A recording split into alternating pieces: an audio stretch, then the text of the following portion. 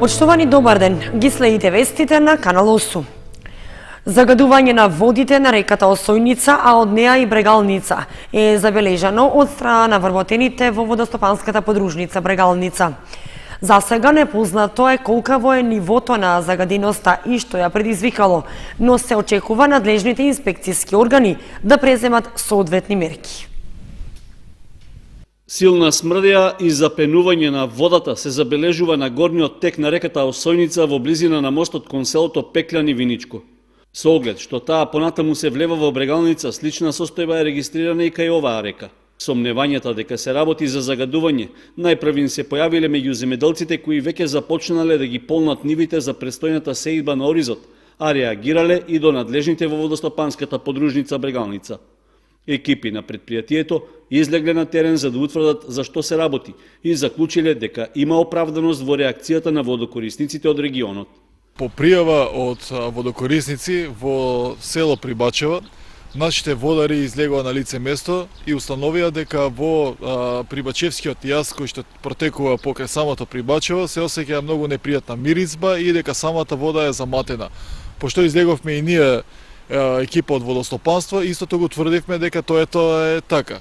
Меѓутоа по разговор со самите водокорисници дознавме дека ова се случува веќе втори или трет ден, дека тие веќе имат и реагирано по некои од медиумите и дека имат веќе пријавено по инспекциите. Се осеќаше миризбата непријатна на лице место, колку е загаденоста и каква е загаденоста не можеме да кажеме ние, бидејќи не сме таква институција која ќе утврдува тоа. Гоцев вели дека за сега не може со сигурност да се каже кој или што го предизвикало загадувањето на реката Осојница, но поради сомневањата за нечија неглижа или пропуст, своите наоди ги пријавиле кај надлежните државни и локални инспекцијски служби кои ја следат еколошката состојба во регионот. Кај што бевме таму, не можевме тоа место да видиме, меѓутоа екипи кои што беа нагоре по течението на самата река Осојница, установија на неколку места дека има шанси да бидат од горниот дел на рекава. Меѓутоа точно во овој момент не можеме да кажеме ние како институција. Инспекциите се надлежни за тој дел, колку е загадена водата, колку е агресивна, дали воопшто има во неја некои хемиски субстанци и каква е водност на животната средина и на рибите. Со оглед што надлежните излегле на терен и направиле увид во состојбата со исправноста на водата во реките, се очекува по извршените анализи да се преземат мерки кон прекршителите. Од водостопанското предпријатие рекоа дека и тие ќе ги очекуваат резултатите од испитувањата, надевајќи се дека загаденоста не е толку концентрирана за негативно да влијае врз наводнителната сезона за оризот, која што туку започна. Спортското риболовно здружение Кочански рибар го реализираше третото порибување на акумулацијата Градче. Во водите на браната беа пуштени околу 180 килограми крап, набавени со средства на здружението и со донации од општината и од неколку фирми во Кочани. Како што ветија неодамна, членовите на спортско-риболовното здружение Кочански рибар продолжуваат со збогатување на рибниот фонд во акумулацијата Градче. Го реализираа третото порибување откако ја презедоа концесијата за браната, при што беа пуштени примероци од матичен крап со вкупна тежина од околу 180 килограми. Слична активност има и минатиот месец, кога освен крупна риба во водите на акумулацијата внесоа околу 50 килограми рибен подмладок. Како што рекоа здружението, целта на второто порибување годинава е да се обезбедат крупни примероци риба, кои веднаш ќе започнат со мрестење, а обврската за збогатување на рибниот фонд ќе продолжи до крајот на годината. Ова порибување беше исклучително само со поголеми приморици, просек некаде по 7 кила примерок на крап. Во ова порибување ни помогна и самата општина и приватни фирми и други. Оваа година ќе извршиме уште едно порибување. Ќе видиме од самата ситуација како ќе се одвијат работите. Значи, доста не узлеват во сусрети приватни собственици кои што сакат и ја поздравуваат овие акции кои што ги правиме. Значи, целата ова и промоција ни е, значи, и риболовот како спорт, гранка, значи, да го доближиме до нашите сограѓани. И затоа и рибниот фонд на акумулација Гранче се трудиме колку што може повеќе да ја збогатиме.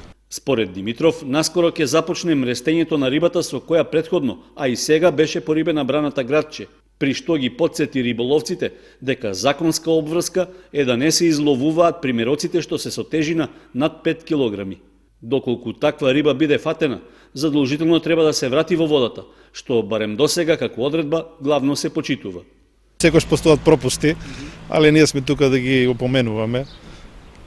А целта на опомената не е секојаш ние да ги опоменуваме, него секојаш и они самите меѓу себе да се врши некоја заштита. Пред се целта на сето тоа ни е зачување на рибниот фонд. Значи рекреативно луѓето да излаваат, да уживаат у самата природа кој што има самата акумулација градче увоедно и да се рекреираат со ловење на риба. За сега, планот на членовите на Спортско-риболовното здружение Кочански рибар е третото порибување со крап за оваа година да се реализира во декември, а во текот на есенските месеци да се донесе и известна количина пастрамка.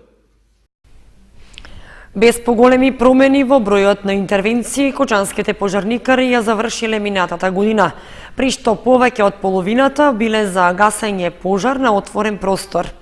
И покрај апелите и активностите за спречување на палењето оган на отворено, резултатите и понатаму се многу неповолни. Вкупно 233 интервенции имала територијалната противпожарна единица од Кочани во текот на 2016 година за гасење пожари и технички интервенции, што е слично на ниво во однос на претходната година. Најголем број од интервенциите, односно 157, биле за гасење оган на отворен простор, при што била опожарена површина од 566 хектари, што е за двојно повеќе во споредба со 2015-та. Во еден случај се интервенирало и во гасење пожар во шумски појас, во кој била зафатена површина од над 32 хектари. Освен на отворено, пожарникарите биле повикани за гасење запалени објекти, при што лани имало 41 таков случај, од кои дури 90% биле во Кочани, а во 8 случаи се интервенирало и кај запалени патнички моторни возила. Покрај извршувањето на основната задача за спречување и локализирање на пожарите, противпожарната единица имала и 21 техничка интервенција, што биле за асистенција при извлекување повредени во сообраќајни несреќи, помош при поплави и слични случаи. Освен тоа, имало и интервенирање како помош на противпожарните единици од другите општини, при што нашите пожарникари 3 пати им помагале на колегите во Виница и еднаш во Пробишти. Исто така, во периодот од 7 до 15 август во континуитет со 24-часовно присуство, наши екипи имало и во Скопско, како помош од поплавите што го зафатија овој регион на почетокот на истиот месец. Според писмената информација од територијалната противпожарна единица, таа во моментот располага со 3 противпожарни возила, една автоцистерна, едно комбе, едно теренско и едно специјално возило наменето за почетни пожари и помали асистенции во несреќни случаи. Инаку, сите интервенции биле на територијата на општините Кочани, Зрновци и Чешиново-Облешево, со оглед што согласно законот за пожарникарство, кочанските пожарникари имаат надлежност да го покријат овој терен. По повод денот на планетата Земја, членовите на Еко-одборот од Основното училиште Свети Кирил и Методи ќе приредат велосипедска парада. Дефилето ќе се одржи сабота 22 април во периодот од 8:30 до 9 часот на улицата Глигор Апостолов Гочо. Учесниците ќе возат според сообраќајните правила и ќе изведуваат екзибиции со велосипеди. Целта на настанот е да се промовира велосипедот како превозно средство заради почист воздух. Велосипедската парада ќе се изведе со подршка од сообраќајните служби при полициската станица во Кочани.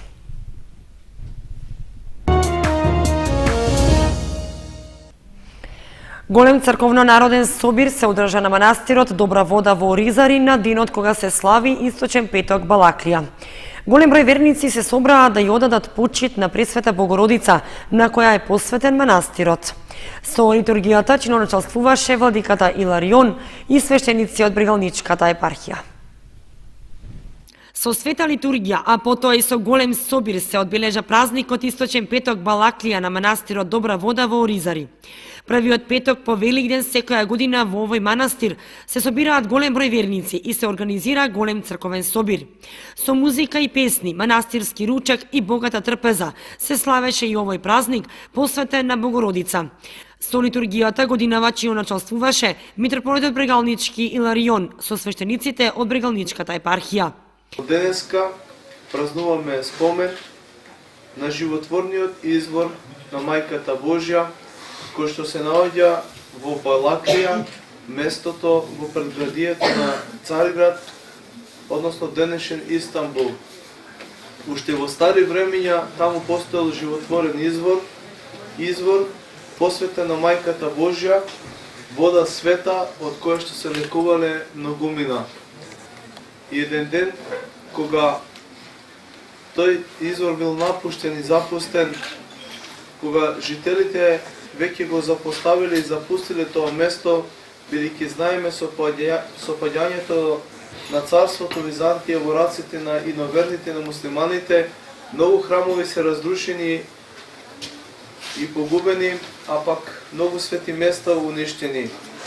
Но сепак ова место било останато таму и било сокриено во шумата и во грмушките, каде што животворниот извор пак извирал и давал исцеление на болните. Домаќините на манастирот се потрудија и овој пат сите подготовки околу славата да бидат завршени навреме.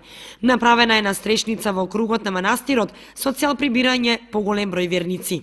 Овој манастир многу работи, али сега ми недостасува кујна. И сега ние мислиме ова време да се попусти времето летоско да почнеме да направиме кујна нова. Уговоти кујна немаме сега, затоа кујната најнедостајќи сега моментално. Освен на овој ден, на манастирот Добра вода кај Оризари, слава има и на втор ден Божик, кога се собираат голем број верници и се сукаат зелници. Со празникот посветен на Пресвета Богородица и се одава признание на Мајката Божја, пошто манастирот го носи незиното име. Се верува дека водата во овој манастир е лековита. Со оглед на малиот интерес за запишување на деветоотделенците на богословија, митрополитот Брегалнички Иларион со повик до сите идни средношколци да се запишат во средно богословско училиште, со цел да се подготви црквата за нови свештеници. Долгорочно треба да се размислува црквата да не остане без свештеници.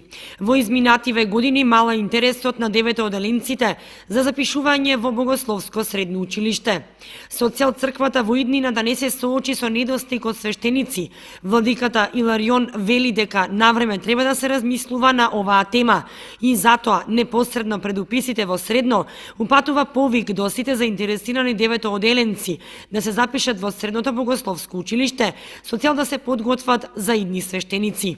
Ние како црква повикуваме и даваме благослов на сите оние кои што се заинтересирани да се запишат во средното богословско училиште кое што трае 5 години, каде што ќе ги изучат богословските теолошки науки и ќе се спремат за идни свештеници, пастири на црквата Христова.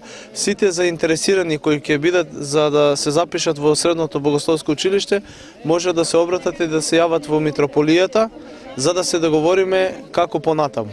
Владиката додава дека сите заинтересирани идни средношколци, ако имаат дополнителни прашања или нејаснотии и ако им треба помош околу запишувањето, да се јават кај свештениците или во епархијата.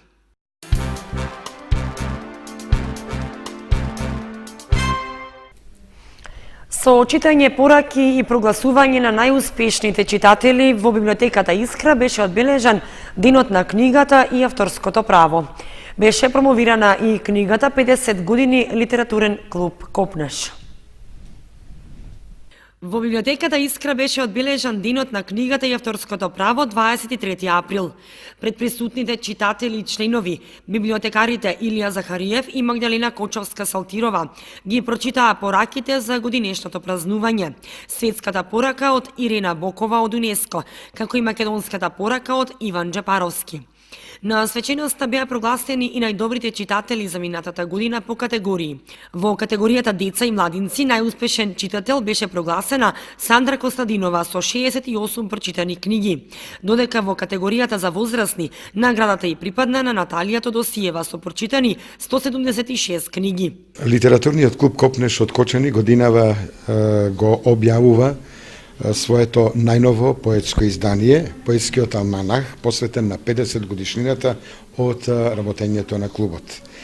Иако овој алманах се подготвуваше подолги години, сепак еве во чест на денешниот ден истиот го промовираме.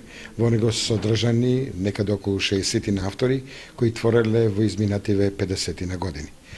Околу растежот на Копнеш, да кажам дека Тоа е еден од најстарите литературни клубови во нашава држава, носител на бројни републички и сојузни награди, добитник на повеќе општински признанија, меѓу кои и наградата на општина Кочани од областа на културата.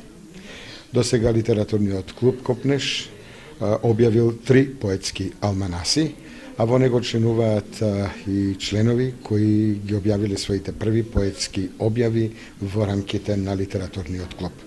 Двајца од неговите членови се и членови на Друштвото на писателите на Македонија. Во рамките на одбележувањето на Денот на книгата и авторското право беше промовирана книгата 50 години литературен клуб Копнеш, во која се содржани творби на 54 автори на овој клуб од сите генерации. Промотор на книгата беше авторот Ленче Стоименова. Ликовните дела од колонијата Карпин од 2016 изложени во Кочани. На изложбата се поместени 17 дела од вкупно 30 создадени на колонијата. Истите во повеќе видови техника ги создадоа ликовни уметници од Бугарија, Романија, Србија и Македонија. Во Центарот за култура Бели Мугри отворена изложба на ликовни дела од ликовната колонија Карпин од 2016, што минатата година се одржа во Куманово. На отворањето на изложбата присуствуваа представници од мултимедијалниот центар Карпин од Куманово, ликовни творци и љубители на ликовната уметност од Кочани. Оваа година беа 13 уметника од Македонија, од Романија, од Република Бугарија, од Србија. Оставија некаде околу 30 на дела, а тука на изложба имаме еден избор од 23-24 дела. Александра Димитрова, раководител на ликовниот салон при Центарот од Кочани, ја истакна соработката со меѓународната ликовна колонија Карпино, како и редовната презентација на создадените дела на ликовна изложба во Кочани. Со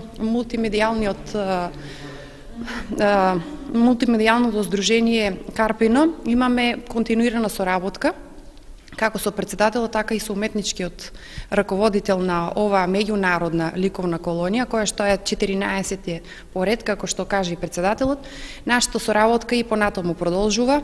Во салон Фоае 2 денес во 12 часот се изложени 23 дела кои што ја осликуваат работата на 13 уметници од повеќе држави како што се Република Србија, Романија, Македонија, Бугарија. Значи, на оваа ликовна колонија се гледа еден труд, една навистина успешна плодност во создавање на овие дела. Делата од колонијата Карпино досега биле изложени во Куманово и Виница, а по презентацијата во Кочани ќе бидат изложени и во Кавадарци и Пробиштип. Во Кочани изложбата ќе биде отворена до 5 мај.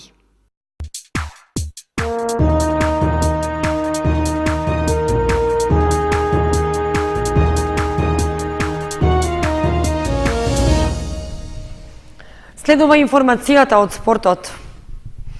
Викендов ќе се игра редовното 25-то коло од првенството во третата фудбалска лига Исток, во кое Осогово ќе биде слободно. Во третата кошаркарска лига пак Баскет Дино во предпоследното коло ќе забележи победа со службен резултат против Кичево. Малку спортски настани ќе има викендов, особено за кочанските екипи кои се надпреваруваат во регионалните лиги. Фудбалерите на Осогово ќе паузираат со оглед што според распоредот за 25-тото коло во третата лига Исток тие се слободни, откако екипата на Бирлик Конче уште во есенскиот дел се откажа од учество во првенството. Сепак, жолтосините ќе имаат и подолга пауза, затоа што и во колото што следува потоа повторно ќе бидат слободни, бидејќи на почетокот од есенската сезона лигата броеше 15 екипи.